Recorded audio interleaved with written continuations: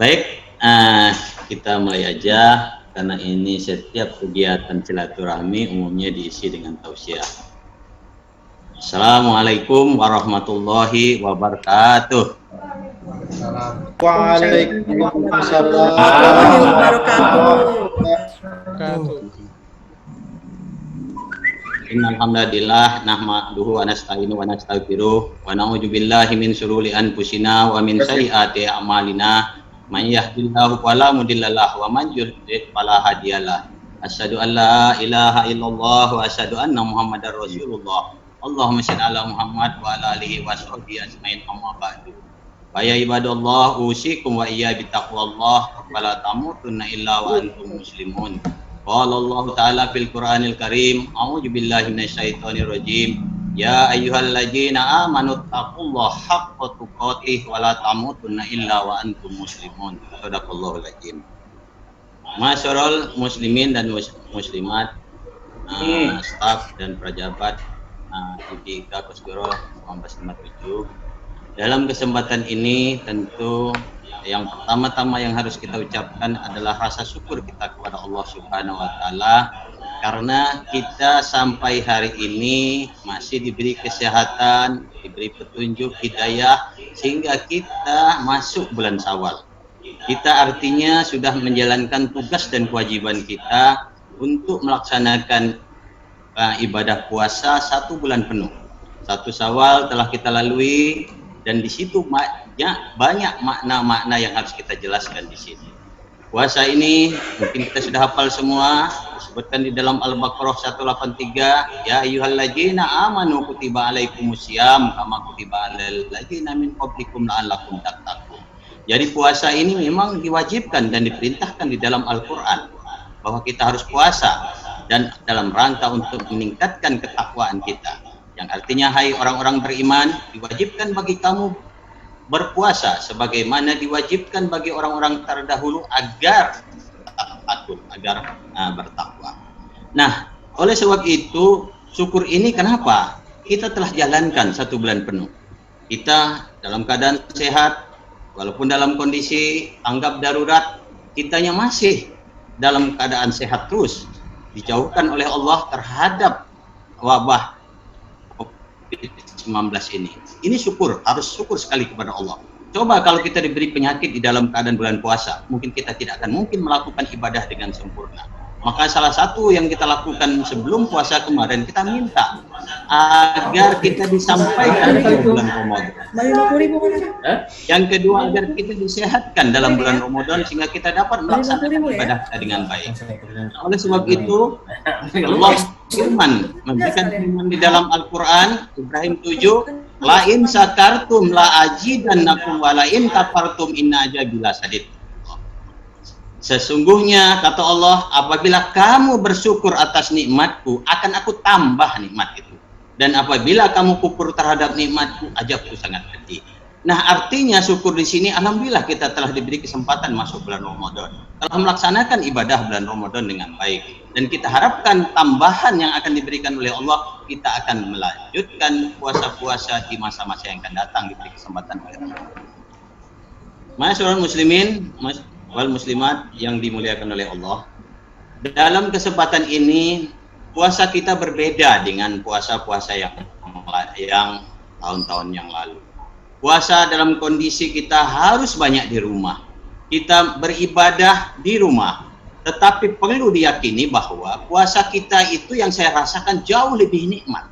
Dan waktu kita lebih efisien untuk melakukan ibadah di rumah. Kenapa? Kita tidak jauh-jauh dari sajadah.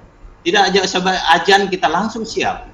Coba kalau kita di masjid, mungkin kita harus wudhu dulu, harus jalan dulu, harus dandan dulu, dan lain sebagainya.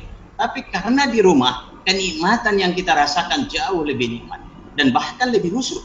Kenapa? Pikiran kita tidak jauh-jauh dari sejadah dan ibadah. Oleh sebab itu, itulah juga harus kita syukuri. Dengan adanya diberikan COVID-19 ini mempunyai dampak yang sangat positif. Dan masih banyak dampak-dampak yang lain nanti akan saya uraikan di terakhir. Oleh sebab itu, dalam keadaan ibadah bulan Ramadan ini, kita yakini doa-doa kita banyak yang kita lakukan. Kita harus berdoa terus Karena Allah bilang di dalam Al-Quran bahwa uni astajib lakum, berdoalah kalian, pasti akan aku kabulkan. Dan rata-rata doa kita pada bulan Ramadan itu saya yakin dan yakinkan pada diri kita bahwa kita semua dikabulkan, diijabah doa kita, termasuk doa-doa kita dalam rangka untuk mohon ampun, bertobat kepada Allah.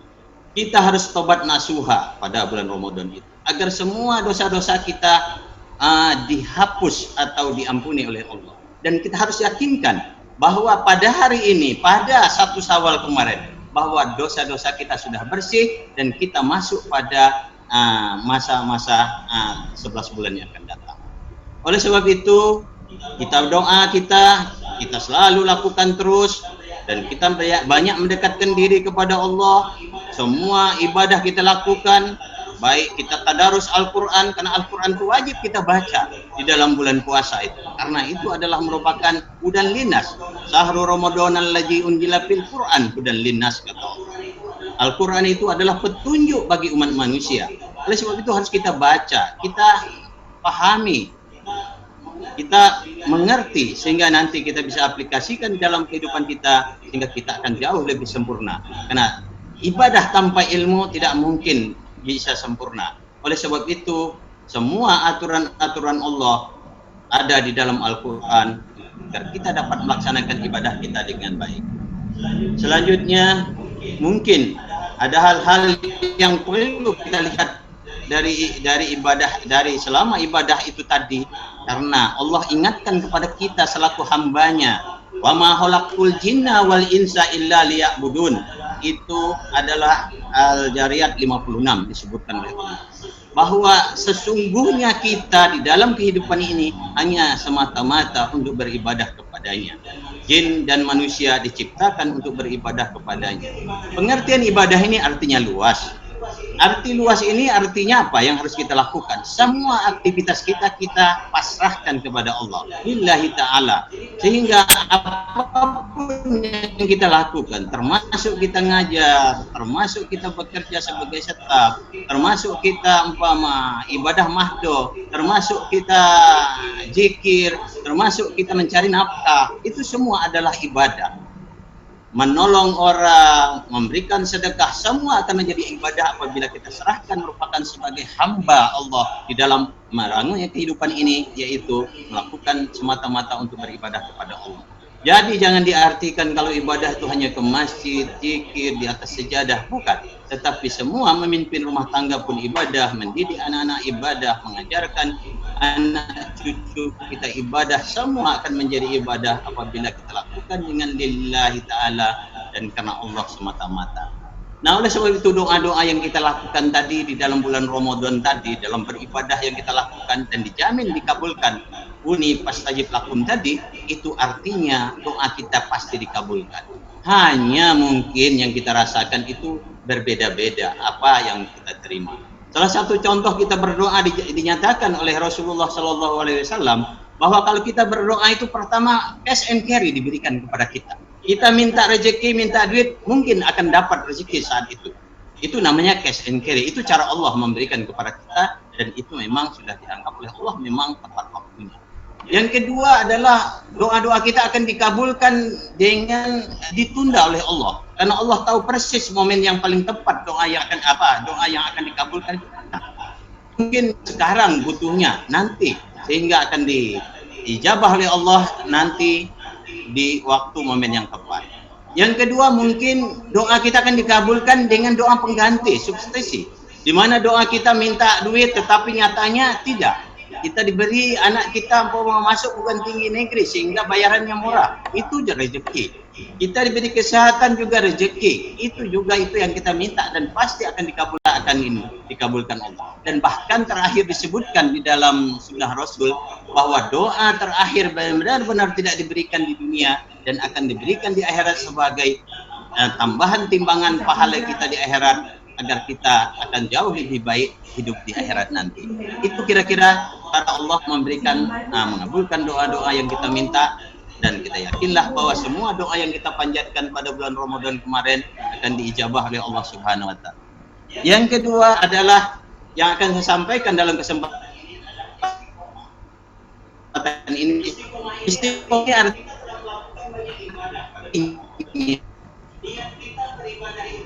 ya, kita ketakwaan kita tadarus Al-Quran, kita sholat witir, sholat tahajud, sholat malam kita lakukan, tarawih itu kita lakukan, begitu banyak ibadah yang kita lakukan. Belum lagi kita banyak zikir, banyak tadarus Al-Quran. Mungkin kita khatam sampai 2-3 kali dalam bulan Ramadan kemarin. Nah, istiqomah di dalam ibadah tadi jangan kendor sesudah puasa ini. Jangan seperti kuda lepas kandang. Sudah selesai ibadah Ramadan, bulan Ramadan, kita lupa semua dengan itu. Sedangkan ketentuan dari Allah bahwa puasa tadi adalah dalam rangka untuk meningkatkan ketakwaan kita. Makanya ketakwaan kita dihadir di dalam Zoom meeting ini berbeda-beda, nggak sama. Tidak sama. Nah, ketakwaan inilah yang kita sudah dapat. Ranking yang kita dapat pada bulan Ramadan tadi, itu jangan turun kembali. Karena itu yang diharapkan oleh Allah. Apabila turun, itu artinya itu yang disebutkan dalam sunnah Rasul bahwa kita termasuk orang yang celaka. Bahkan kalau kita sama aja disebutkan oleh Rasul aja, itu kita termasuk orang yang merugi. Dan apabila kita lebih baik dari puasa kemarin, itu namanya kita adalah orang yang beruntung. Makanya di dalam wal asri diingatkan oleh Allah, wal asri innal insana lafi husrin illal ladzina amanu wa amilus solihati wa tawassaw bil haqqi wa taqaw bis sabri. Demi masa sesungguhnya manusia itu dalam keadaan merugi, terkecuali yang beriman dan beramal soleh dan saling mengingatkan dalam kebaikan dan kebenaran. Itulah yang disebut dengan orang-orang yang beruntung. Jadi beriman dan beramal soleh itulah pokok kehidupan kita, agar kita menjadi orang-orang yang selalu beruntung di dalam kehidupan ini. Nah, oleh sebab itu, ibadah-ibadah yang seperti tadi kita lakukanlah semaksimal mungkin, agar kita banyak zikir. Disebutkan di dalam perintahnya, ya ayyuhalladzina amanu dzkurullah dzikran katsira wasabbihu bukratan wa asila. Itu Al-Ahzab 41 disebutkan Allah. Artinya, ya, hai orang-orang beriman, kata Allah, berzikirlah sebanyak-banyaknya pagi dan petang.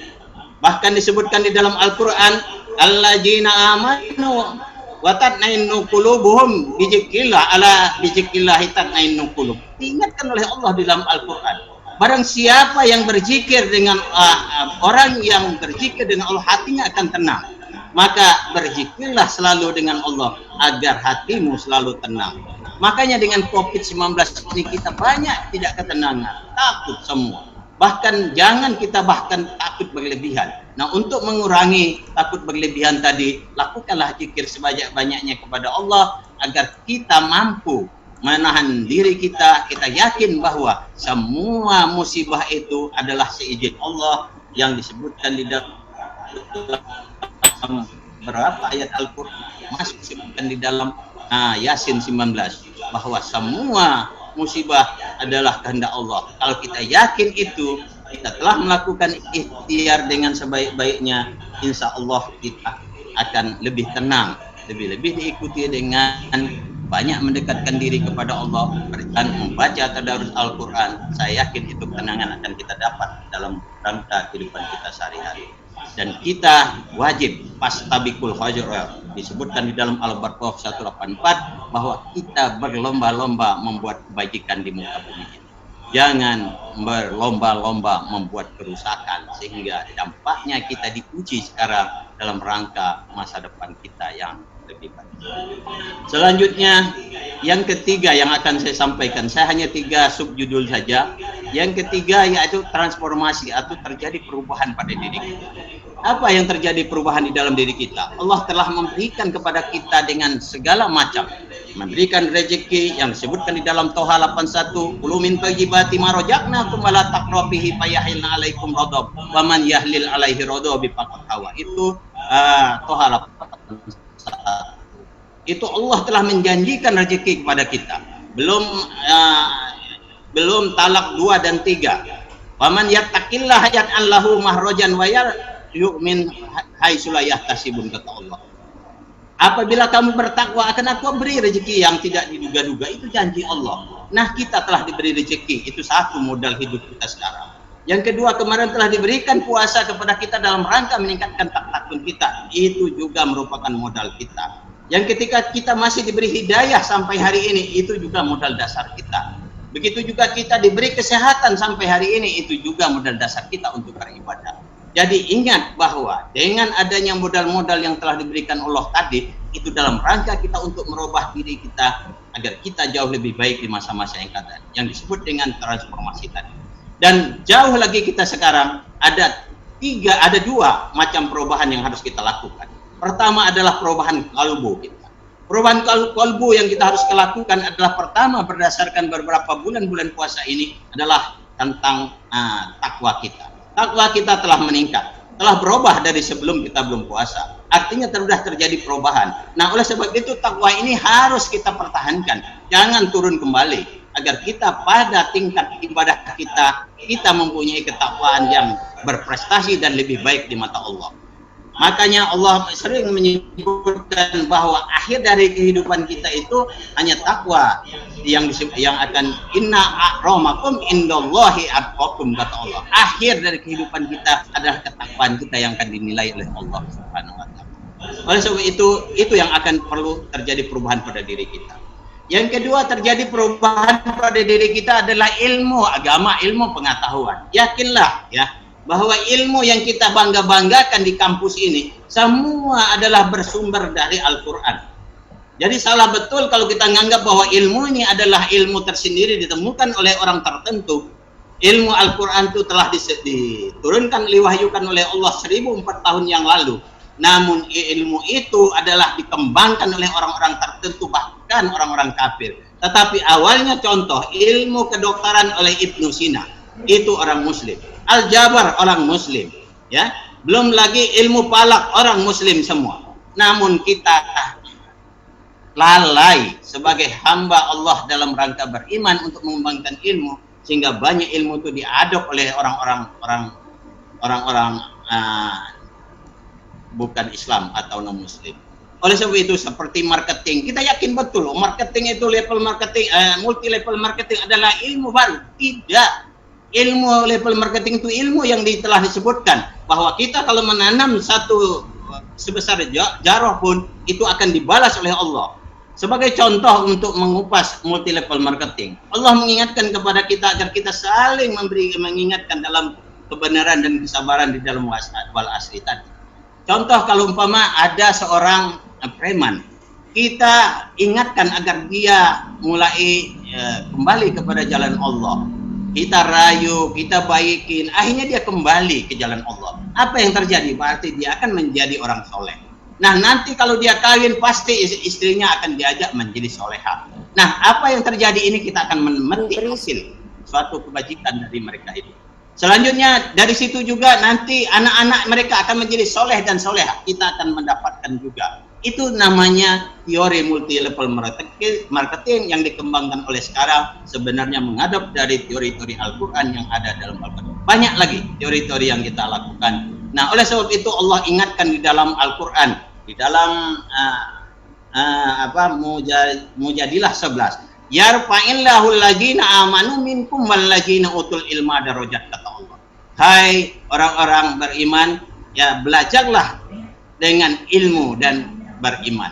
Barang siapa yang berilmu dan beriman, kata Allah, akan aku naikkan beberapa derajat. Makanya para ulama, para sufi, itu derajatnya jauh dari kita, karena mereka memiliki itu, yaitu ilmu dan iman. Oleh sebab itu, itulah yang perlu kita terapkan terus, kita menaikkan ilmu kita terus, agar kita jauh lebih derajat kita di mata Allah Subhanahu wa taala. Yang terakhir yang akan saya sampaikan adalah bahwa sudah terjadi perubahan di dalam diri kita, percaya tidak percaya bahwa kita telah diampuni oleh dosa-dosa kita selama bulan Ramadan. Artinya kita anggap kita sekarang Allah, ya ayyuhalladzina innallaha la yuhibbut tawwabin wa yuhibbul mutatahhirin. Kita berdoa agar kita bertobat, karena Allah menginginkan agar kita selalu bertobat dan membersihkan diri. Udah kita lakukan bertobat. Dan kita harus melakukan perubahan-perubahan sehingga innallaha la yughayyiru ma biqaumin hatta yughayyiru ma bi anfusihim. Kata Allah, hai orang-orang, tidak akan berubah nasib suatu kaum atau seseorang tanpa merubahnya dirinya sendiri.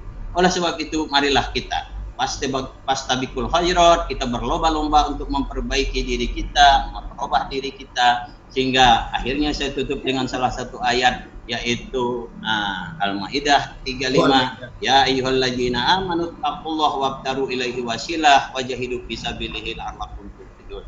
Artinya, hai orang-orang beriman, bertakwalah kepada Allah agar kamu berjihadlah di jalannya dan mendekatkan diri kepadanya agar kamu berbahagia dunia dan akhirat. Demikian kira-kira hukum atau yang saya disampaikan. Mudah-mudahan ada manfaatnya bagi kita untuk dalam rangka menjalankan tugas kita di IBK Kosgoro ini dengan penuh keikhlasan sehingga akan menjadi amal ibadah bagi kita semua. Sekian, wabillahi taufiq wal hidayah. Wassalamualaikum warahmatullahi wabarakatuh. Waalaikumsalam.